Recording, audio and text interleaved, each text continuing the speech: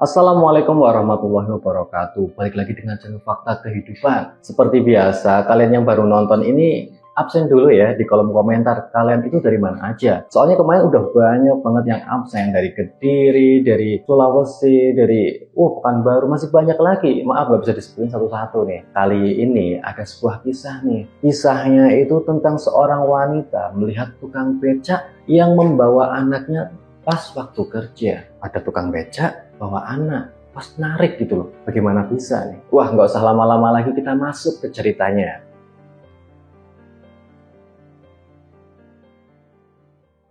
Seperti biasa, nama dan tempat kita samarkan untuk kepentingan bersama. Kisah ini tuh dialami oleh salah satu subscriber kita, sebut saja namanya Dinda. Dinda ini tuh orang kota atau anak kota. Dia tuh udah terbiasa dengan hiruk-pikuk perkotaan. Dia itu punya nenek di sebuah desa. Dia tuh udah lama nggak ke sana karena kemarin itu, karena dia tuh sibuk kerja, keluarganya sibuk kerja. Dan kemarin sekitar 3 tahunan yang lalu itu masih masa pandemi. Pemerintah melarang orang-orang, khususnya itu untuk sosialisasi, pergi-pergi, ataupun keluar rumah, gitu loh, membatasi lingkup mereka. Jadinya Dinda itu nggak punya pilihan, akhirnya udah lama banget nggak ketemu sama neneknya yang ada di kampung ini. Si Dinda sama orang tuanya atau ibunya ini tuh berencana mau pergi ke rumah neneknya, ke kampung ini, ke desa. Nah, pada suatu perjalanan, dia waktu jalan ke rumah neneknya, dia tuh melihat pemandangan yang begitu asri yang dia tidak dapatkan di perkotaan itu. Lihat pemandangan yang asri, terus orang-orangnya yang ramah saat perjalanan itu naik bis. Udah lama banget perjalanan, akhirnya sampai di sebuah terminal tujuan mereka.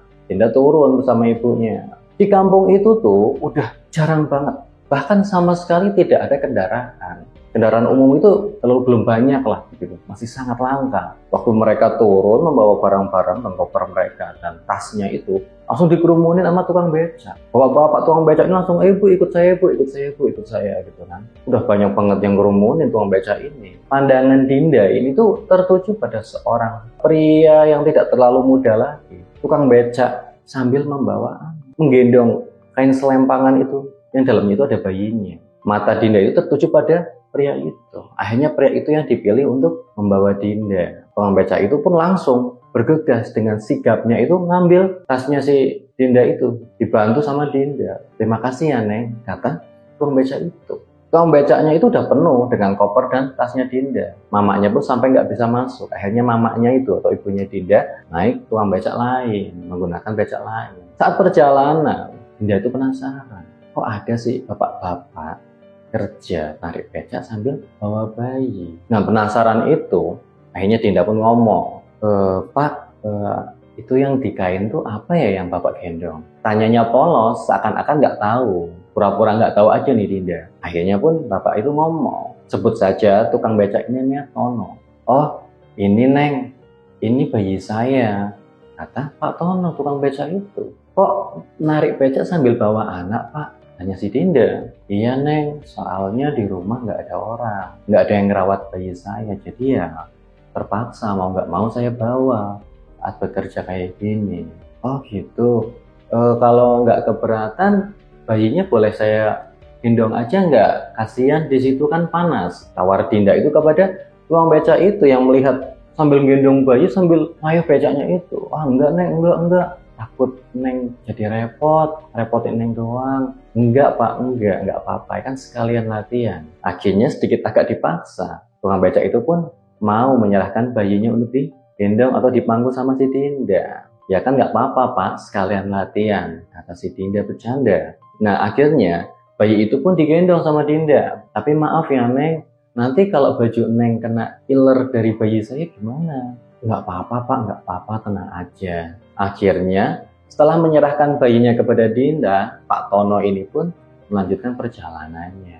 Dinda itu ngelihat bayinya itu emang udah nggak kayak bayi pada umumnya. Bayi pada umumnya itu ya terbalut dengan pakaian bayi yang rapi, terus wajahnya itu pasti dibedakin, baunya bau pewangian khas bayi lah seperti itu. Tapi bayinya Pak Tono ini ya maaf gitu loh, karena sering kena sinar matahari kulitnya sedikit agak melepuh, panas, merah-merah begitu kan. Terus baunya pun bau matahari karena sering terpapar matahari. Melihat keadaan ini pun Dinda tuh ngerasa kasihan gitu, tersentuh. Kok bisa gitu loh, bayi yang harusnya ada di rumah, dijaga dengan baik, ini harus ikut kerja bapaknya tukang becak, narik becak gitu loh. Akhirnya Pak Tono pun bercerita bahwasanya istrinya sudah lama mati. Dulu Pak Tono itu hidup bersama istrinya. Sebut saja istrinya pertama Sutina. Bu Sutina dan Pak Tono itu hidup bahagia walaupun hidup dengan pas-pasan. Pak Tono itu tidak semata-mata kerja jadi tukang becak. Dulu itu udah pernah jadi tukang servis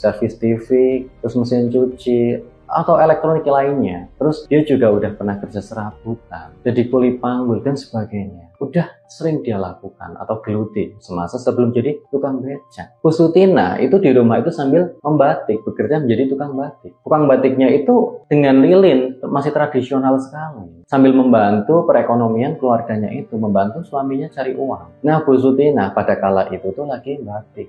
Datanglah suaminya. Kira-kira umur kandungan si Bu Sutinah ini itu menginjak 8 bulan atau hampir 9 bulan. Pak Tono itu datang saat pulang kerja mengayuh becak sambil membawa bungkusan kresek plastik. Di sanalah Bu Sutinah menyambut suaminya pulang dengan senyum ramahnya itu. Pak Tono yang membawa bungkusan plastik itu menyerahkannya kepada Bu Sutinah. Bu, ini Bu, sate yang Ibu ingin dari dulu. Sate kambing kesukaan Ibu. Bu Sutinah yang melihat sate kambing bawaannya Pak Tono atau suaminya itu pun langsung bahagia hingga salah tingkah gitu loh. Emang dari dulu Bu Sutinah waktu awal-awal hamil pengen banget sate kambing, namun dengan faktor ekonomi Pak Tono itu tidak bisa memberikannya atau tidak bisa memenuhinya. Hingga saat ini menginjak kandungannya hampir 9 bulan baru bisa terlaksana. Bu Sutinah yang bahagia melihat ada sate kambing. Itu tuh tidak sengaja menumpahkan lilin yang buat membatiknya itu hingga tumpah di lantai. Bu Sutinah pun langsung bergegas untuk membersihkan lilin itu yang berjajar. Namun Pak Tono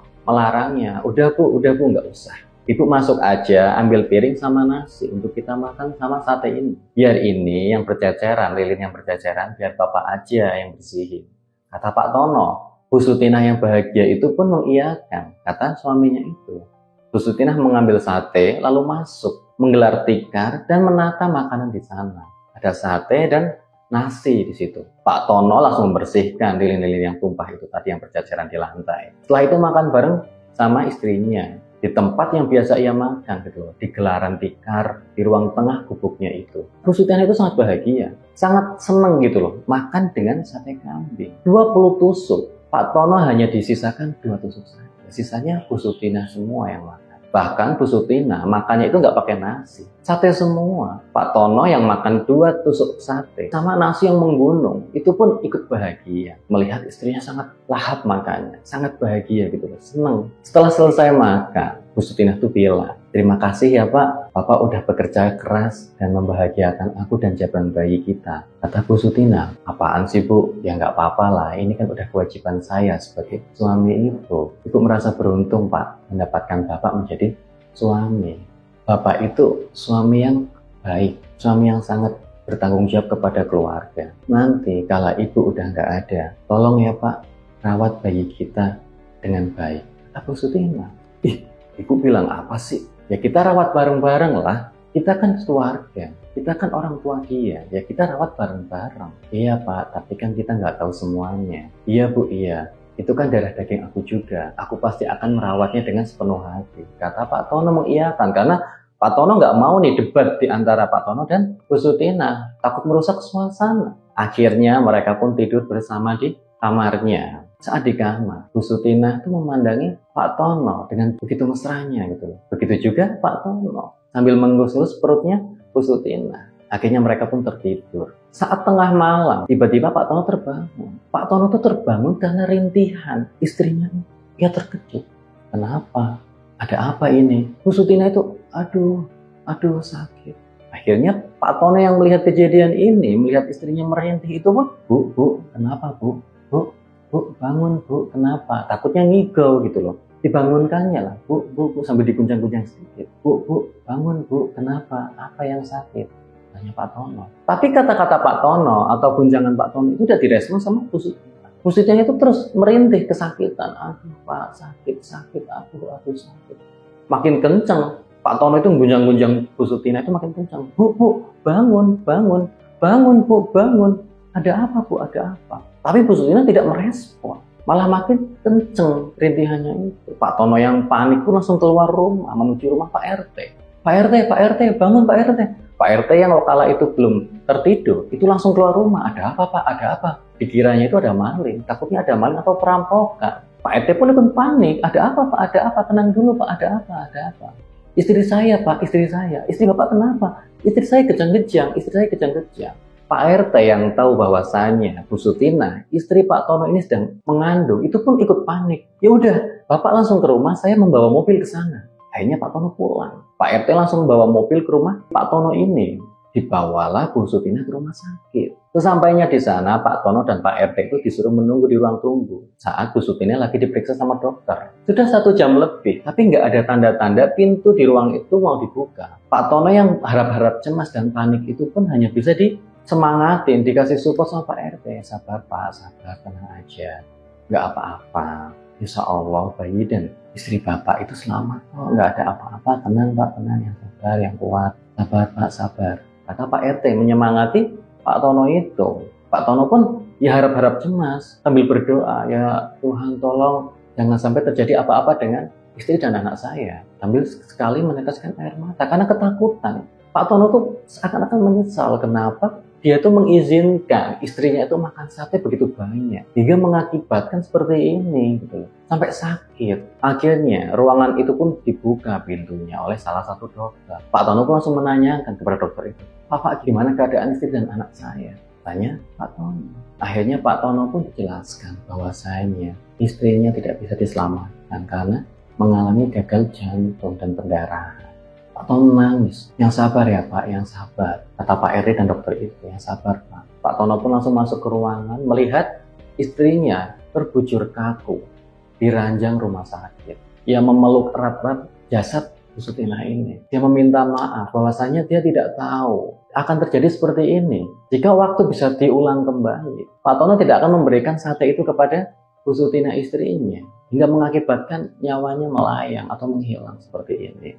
Dikala kesedihannya yang begitu dalam, Pak RT yang melihat kejadian ini pun ikut sedih gitu. Melihat warganya begitu tidak berdaya, kehilangan sosok istri yang dicintainya. Dia ikut sedih. Saat kesedihan itu, salah satu suster pun menghampiri Pak Tono. Pak, anak Bapak ada di ruangan bayi ya.